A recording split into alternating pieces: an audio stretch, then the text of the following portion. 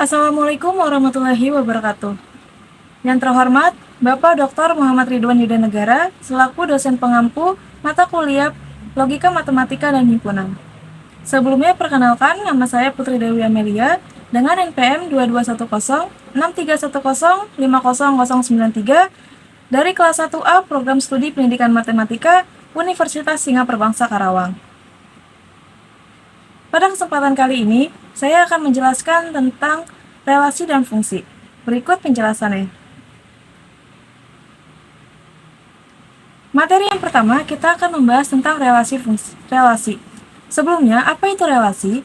Relasi adalah hubungan antara elemen himpunan dengan elemen himpunan lain yang dinyatakan dengan struktur. Nah, kita sudah tahu apa itu definisi dari relasi.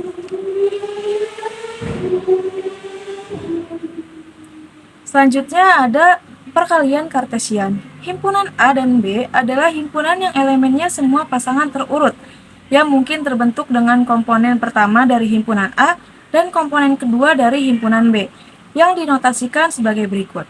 A kali B sama dengan A, B, sedemikian sehingga A anggota dari himpunan A dan B anggota dari himpunan B.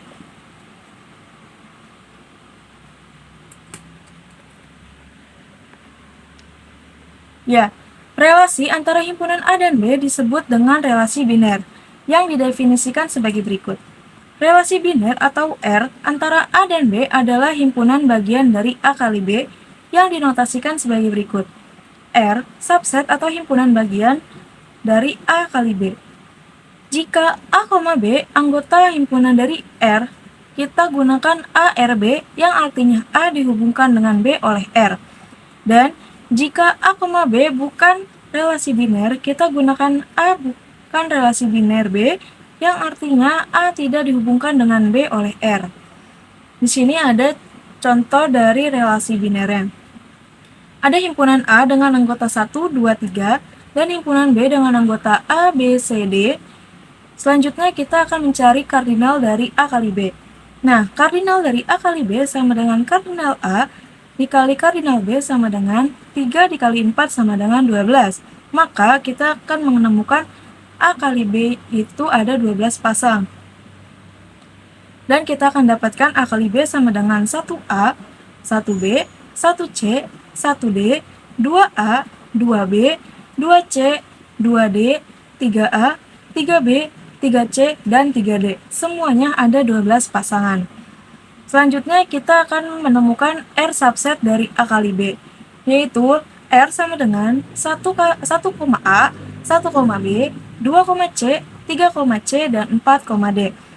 Relasi ini adalah hasil dari himpunan B di sini atau dari range atau hasilnya. Selanjutnya ada macam-macam representasi relasi. Yang pertama itu dengan menggunakan diagram panah. Kita ambil contoh, dari sini ada himpunan P dengan anggota 2, 3, 4 dan himpunan Q dengan anggota 2, 4, 8, 9, dan 15. Direlasikan. Di sini diketahui bahwa relasi sama dengan P habis membagi dengan Q. Maka kita akan mendapatkan relasinya yaitu 2,2, 2,4, 2,8, 3,9, 3,15, 4,4, dan 4,8. Selanjutnya, ada representasi relasi dengan menggunakan tabel. Langkah pertama, kita harus membuat dua tabel ke samping seperti ini. Dan kita tulis di sini ada himpunan P dan himpunan Q-nya. Kita ambil contoh dan dilihat dari diagram panah di sini. Di himpunan P, kita ambil dari di depan koma dari hasil relasinya, yaitu ada 2, 2, 2, 3, 3, 4, dan 4. Nah, kita tulis di tabel di himpunan P seperti ini secara berurut.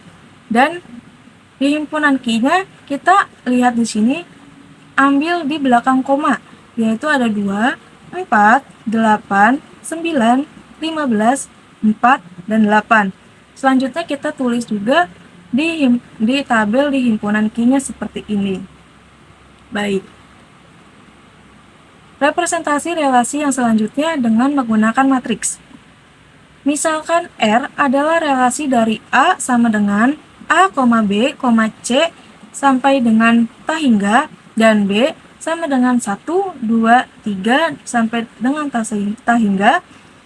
Relasi R dapat disajikan dengan matriks M, yang dalam hal ini matriks M sama dengan 1 jika A, B itu anggota dari relasi, dan sama dengan 0 jika A, B-nya bukan dari anggota relasi. Contohnya di sini, misalkan R adalah relasi dari A, B, C, dan B anggotanya 1, 2, dan 3. Nah, kita lihat matriksnya. Maka dari sini A, B, C, dan 1, 2, 3. Maka kita mendapatkan relasinya yaitu A1, karena 1 di sini adalah menggunakan karena anggota dari R-nya. Terus lalu ada B2, C1, dan C3. Representasi relasi yang selanjutnya dengan menggunakan graf berarah. Representasi relasi dengan graf berarah digunakan untuk relasi pada sebuah himpunan. Contohnya, di sini ada himpunan A dengan anggota 1, 2, dan 3. Maka kita mendapatkan hasil relasinya sama dengan 1,1, 1,2, 1,3, 2,2, 3,1, dan 3,2. Di sini kita lihat ada graf berarahnya. Materi selanjutnya ada relasi inversi atau relasi balikan.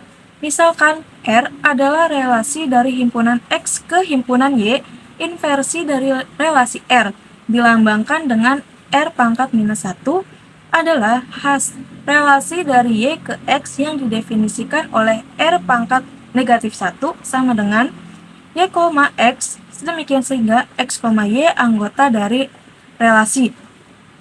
Kita lihat contohnya di sini. Yang pertama ada relasi X dan Y. Di sini ada himpunan X dengan anggota 2, 0, 4, 10 dan himpunan Y dengan anggotanya 2, 1, 3, dan 6. Setelah kita inversi atau setelah kita balikan akan menjadi Y dan X.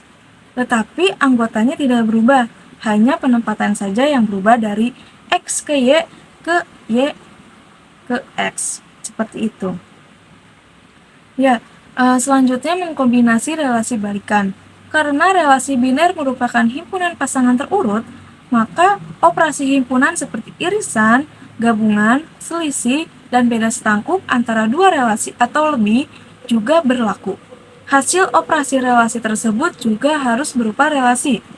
Misalkan di sini ada R1 irisan dari R2, harus hasilnya merupakan relasi, dan R1 gabungan R2 hasilnya merupakan relasi. Begitu juga dengan R1 selisih R2 dan R1 beda setangkup R2.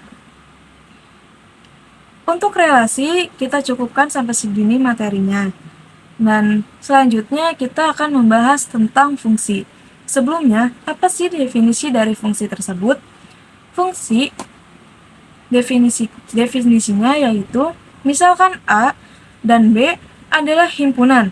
Relasi biner F dari A ke B merupakan suatu fungsi jika setiap elemen di dalam A dihubungkan dengan tepat satu elemen di dalam B. Jika F adalah fungsi dari A ke B, kita menuliskan F sama dengan A implikasi B, yang artinya F memetakan A ke B.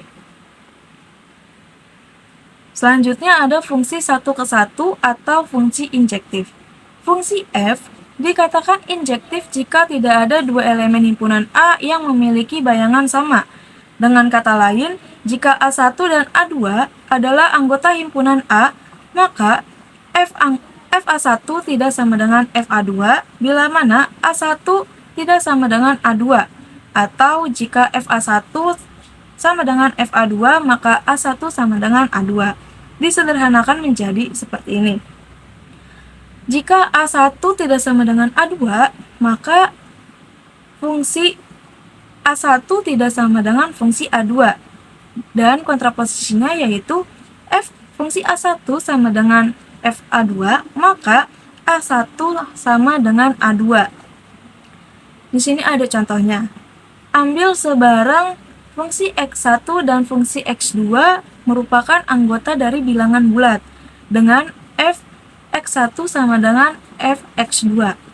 Kita masukkan ke persamaan f(x1) sama dengan f(x2).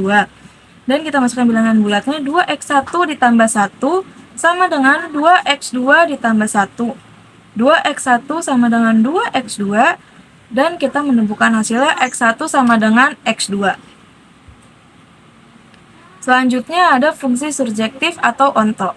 Fungsi f dikatakan pada onto atau surjektif jika setiap elemen himpunan B merupakan bayangan dari satu atau lebih elemen himpunan A. Dengan kata lain, seluruh elemen B merupakan hasil pemetaan dari F. Selanjutnya ada fungsi yang berkorespondensi. Fungsi F dikatakan berkorespondensi satu ke satu atau bijektif jika dia fungsi injektif dan juga fungsi subjektif. Di sini ada contoh dari fungsi-fungsi injektif, surjektif, dan bijektif. Kita lihat di sini ada fungsi injektif. Setelah kita pelajari dari penjelasan yang tadi bahwa fungsi injektif itu jika tidak ada dua elemen himpunan A yang memiliki bayangan yang sama. Kita lihat di sini. Ini himpunan A dan ini himpunan B. Di himpunan A tidak ada dua bayangan yang sama. Maka ini termasuk dengan fungsi injektif. Selanjutnya ada fungsi surjektif. Dilihat dari penjelasan tadi atau definisinya, jika setiap elemen himpunan B merupakan bayangan dari satu atau lebih elemen himpunan A. Kita dilihat di sini di himpunan A dan himpunan B. Di himpunan B itu ada bayangan yang sama. Maka di sini termasuk dari surjektif. Kita lihat dari fungsi ini.